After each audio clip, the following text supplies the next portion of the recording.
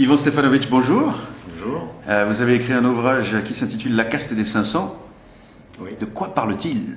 Le sous-titre, c'est Enquête sur les princes de la République, qui parle de, si vous voulez, de l'élite de nos élus, qui sont les mieux payés, qui ont le plus d'avantages, le plus de pouvoir. Et c'est des gens, quelques-uns apparaissent à la télévision, mais beaucoup, on ne les connaît pas. Donc ce sont d'abord 416 parlementaires qui sont en même temps patrons d'une collectivité locale qui fait plus de 3500 habitants.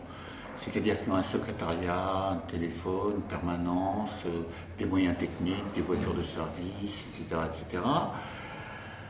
Et qui ont donc, qui se mettent 6 000 € dans la poche tous les mois, puisqu'ils sont à la fois patrons d'une collectivité qui leur donne tous les avantages financiers, ils ont tous les avantages aussi que donne le monde parlementaire, le train, l'avion gratuit, etc.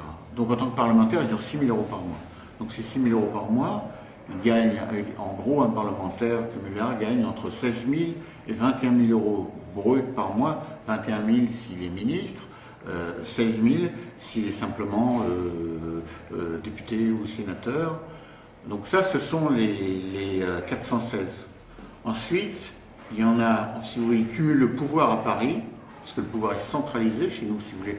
La décentralisation, c'est une vaste plaisanterie, puisque c'est l'État qui fixe les impôts, qui donne la dotation complémentaire.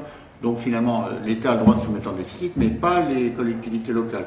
Sur les investissements, un peu. Mais donc, elles n'ont que le droit de dépenser, finalement, de jeter l'argent par les fenêtres, si elles le veulent bien.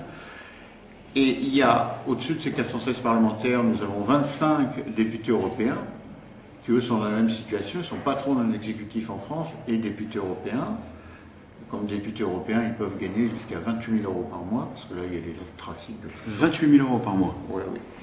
Le mieux quand même aujourd'hui, le Français qui est en exercice, qui dans un an gagnera le plus, c'est notre commissaire européen Michel Barnier, qui touchera environ 23 000, 24 000 € en tant que commissaire européen, plus des voitures de fonction, logements, etc., plus 12 000 € de retraite. C'est quand il est à Bruxelles, il peut faire jouer toutes ses retraites françaises. Ensuite, vous avez deux anciens présidents de la République. Pardon, il y a un cumul de retraites, donc. Bien sûr, tous les parlementaires. Je parlerai des retraites après, parce que c'est l'aspect le plus scandaleux et du droit social, qui ne s'applique pas à eux. Mais, donc ensuite, vous avez deux anciens présidents de la République, qui ont chacun 30 et 31 000 € par mois, plus 13 fonctionnaires à leur service, plus des gendarmes qui gardent leur résidence privée. Tous les deux ont un château, bien que notre président Chirac soit SDF à Paris, on lui prête un habit libanais, lui prête un magnifique appartement, plus 10 anciens premiers ministres qui ont chacun une voiture de service, un chauffeur garde du corps et une secrétaire, plus quelques anciens ministres, etc. Donc ça fait environ 500. Et ce qui est le plus scandaleux dans tout ça, il y a deux éléments, mais tous les parlementaires l'ont, mais en même temps cette caste, qui regroupe en gros 286 députés et 128 sénateurs, c'est-à-dire la moitié des parlementaires qui sont 900 environ, ils ont, quand on parle des régimes spéciaux de retraite, ils ont le régime le plus avantageux, c'est-à-dire qu'eux, quand ils cotisent 1, ça leur donne, quand ils touchent leur retraite, 6. Nous, citoyens français classiques, quand on cotise 1, on a 1,5, 2 dans le meilleur des cas. Deuxièmement, cette retraite est absolument garantie par l'État. C'est-à-dire, quoi qu'il arrive, nous, c'est pas la même chose. Le régime, là, sauf les fonctionnaires, une retraite du privé, elle diminue sans arrêt. Non, eux, elle reste, et en cas de problème, elle est abondée par l'État, donc sauvée par l'État. Deuxièmement, le droit social. Ces gens-là ont des collaborateurs. Ils peuvent les licencier du jour au lendemain, les prud'hommes ne s'appliquent pas. Ah bon? Oui, oui. Donc c'est pratiquement pas. Ces gens, les collaborateurs font des procès au prud'homme, mais ils les perdent très très souvent. Donc c'est une caste. Une caste, oui, effectivement. Qui bloque tout, parce que si vous voulez, on a un pays, c'est l'autre aspect, un pays profondément jacobin.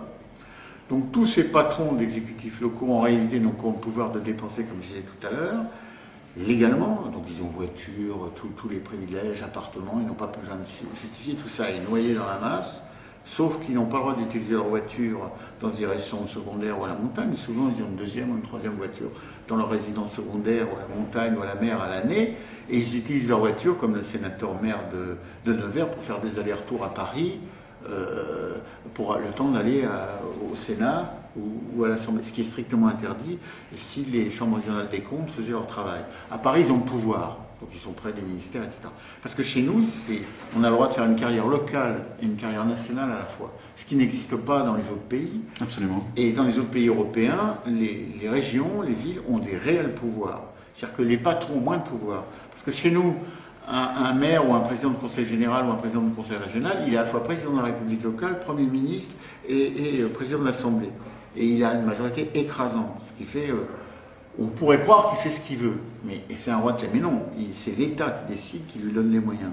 Alors il investit plus ou moins dans ce qu'il pense que les citoyens reconnaîtront, c'est administré. C'est pour ça qu'ils ont fait, dans les TER, qu'ils ont beaucoup investi. C'est vrai que c'est une question d'aménagement des territoires, mais des belles le nom moderne des Michelin, c'est les automoteurs.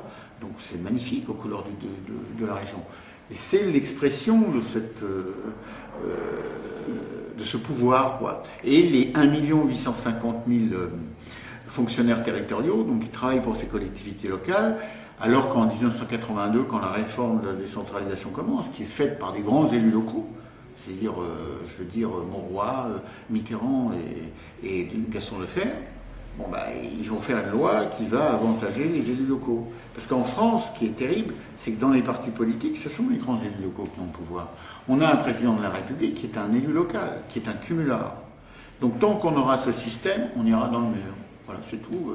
Donc moi, je suis contre le cumul des mandats et je suis pour des régions responsables, que les élus arrêtent d'avoir, les patrons d'exécutif, cette relation infantile avec l'État et de lever la main et dire papa, j'ai un problème, alors on donne une dotation, un truc, et qu'on donne le plus d'argent à celui qui dépense le plus. Vous savez que la réforme de la collectivité locale, ça va avantager les plus grosses régions et les plus gros départements, et les pauvres petits vont en prendre plein la gueule, qui n'ont pas d'industrie, qui n'ont pas de valeur ajoutée.